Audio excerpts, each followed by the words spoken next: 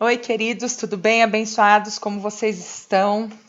Aí confinados, eu também estou aqui confinada e essa é a minha 37ª aula. Quer dizer, 37ª tentativa. Eu acho que agora vai. Bom, deixa eu passar aqui algumas orientações. Organize, por favor, aí, abençoado, um ambiente bem legal para a gente poder estudar. Traga lá o seu caderno de português, seu material e o fone de ouvido para que você possa se concentrar. Aumente o volume se você julgar assim necessário, tá bom? O conteúdo que nós vamos trabalhar, esse conteúdo já foi trabalhado lá no 7º ano com os tipos de sujeito. E o que você aprendeu? Você aprendeu que o sujeito determinado ele pode ser simples, quando tem apenas um núcleo.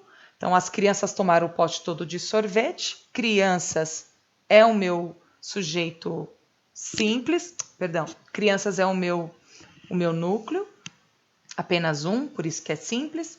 Eu tenho o meu sujeito composto, quando eu tenho 2 ou mais núcleos, então crianças e adultos tomaram o pote todo de sorvete. Queridos, independe se está no plural ou não, tá bom? O que conta aqui é quantidade de núcleo. Se eu tenho um, é simples. 2 ou mais, composto, beleza?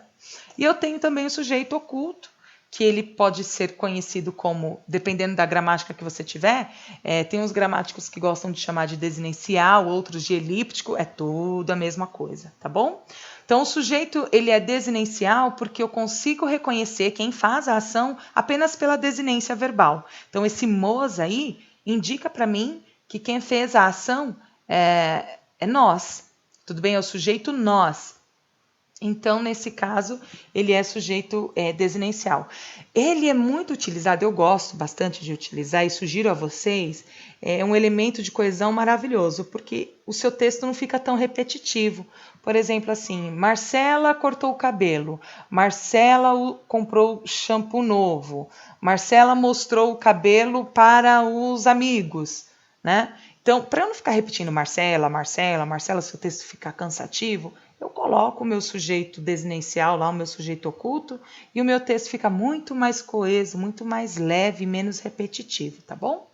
Eu também tenho o sujeito indeterminado. O sujeito indeterminado, ele ocorre por duas formas, né? Ou eu realmente não sei quem é que fez a ação, não faço ideia, ou eu até sei, mas não quero falar. Vocês vão perceber aqui com esses dois exemplos que eu vou colocar. Você só pode indeterminar o sujeito colocando o verbo na terceira pessoa do plural. Tomaram o pote todo de sorvete. Pergunta para o fofoqueiro. Tomaram, né, o verbo. Tomaram. Quem tomaram? A gente não faz ideia quem é que fez isso, tá bom? Ou então, quer dizer, a gente até faz uma ideia, mas não tem como especificar realmente quem é que foi lá e fez, tá? E eu tenho essa outra forma aqui, que é na terceira pessoa do singular, acrescido do pronome ser.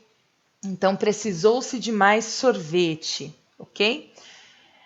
Nessa posição aqui, na terceira pessoa do singular, mais o pronome ser, queridos, essa forma, precisou-se de mais sorvete, não dá a ideia de que realmente eu não faço ideia de quem é que fez a ação. Diferente daquela primeira, tomaram um pote todo de sorvete. Mas quem é que tomou, né? Eu sei, mas não quero falar. Então, queridos, gravem isso. Sujeito indeterminado, somente por duas situações.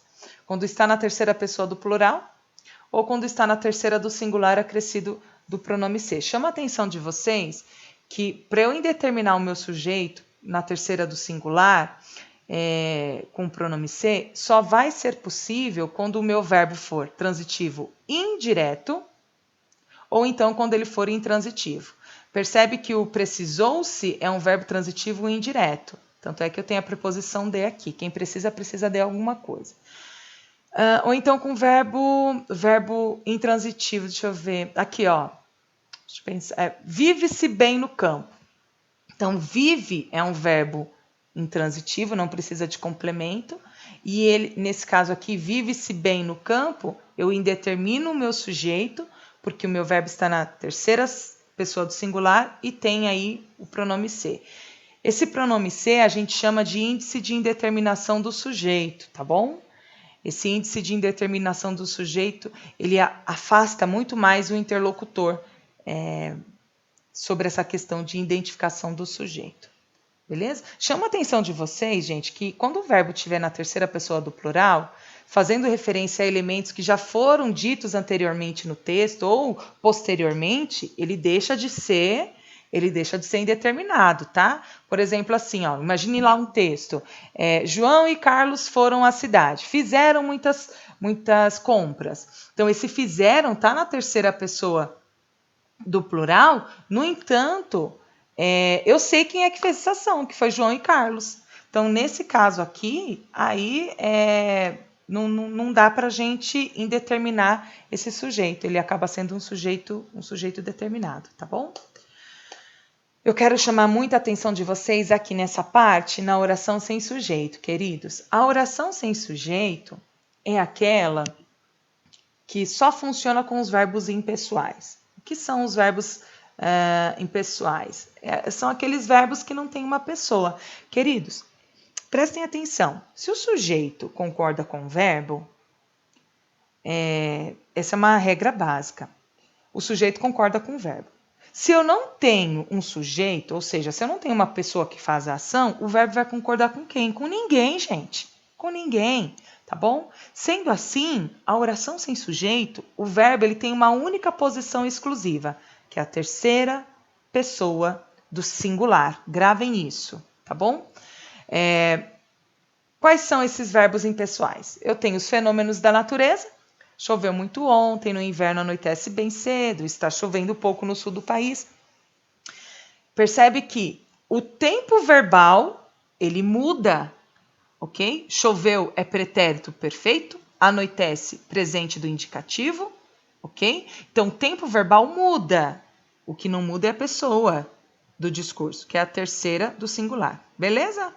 Então, a oração é sem sujeito quando eu trato de fenômeno da natureza, beleza? E independente também se eu estou falando de locução verbal. Olha aqui esse outro exemplo. Está chovendo, uma locução verbal, tá bom? Se o meu fenômeno da natureza tiver no sentido figurado, aí ele concorda normalmente, aí ele não é pessoal, tá? Perdão, aí ele é pessoal, ok? Então, por exemplo, se eu disser assim,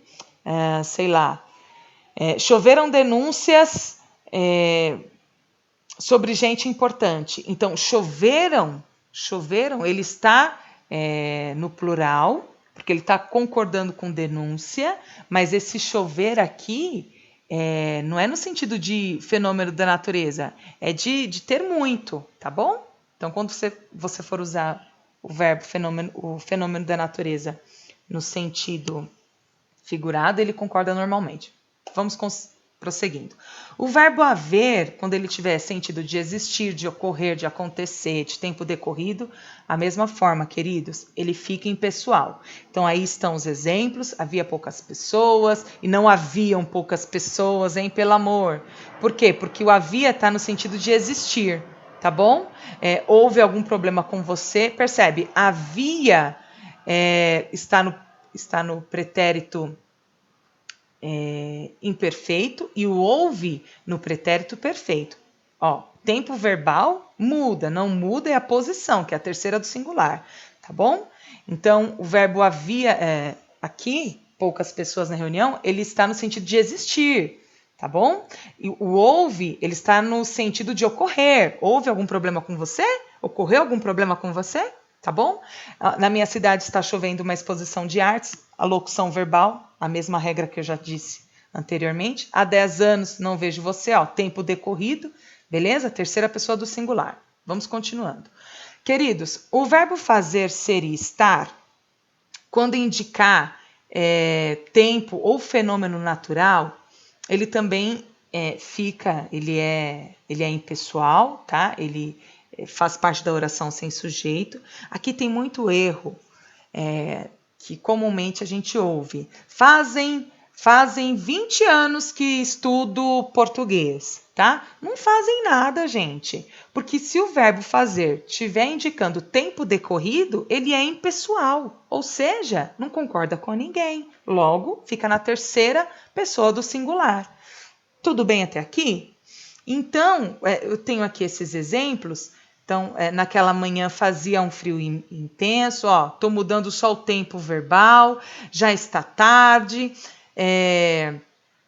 indica um fenômeno natural, é cedo ainda. Aqui chama a atenção de vocês. O verbo ser é o único, prestem atenção, é o único que vai concordar com o predicativo, tá bom?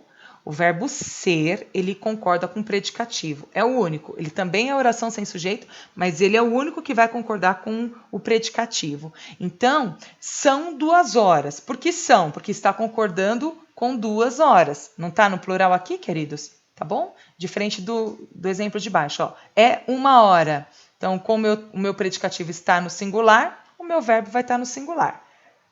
Na outra opção, são 2 horas, o meu predicativo está no plural, logo o meu verbo vai concordar. Queridos, somente com o verbo ser, belezinha? Tá bom? O verbo fazer, quando indicar, ó, tempo, ele é impessoal. Faz 10 meses que não me telefona, deve fazer décadas que se casaram, tá bom? Tanto o verbo fazer sozinho ou com uma locução verbal, como aqui o exemplo, deve fazer como locução verbal. Beleza?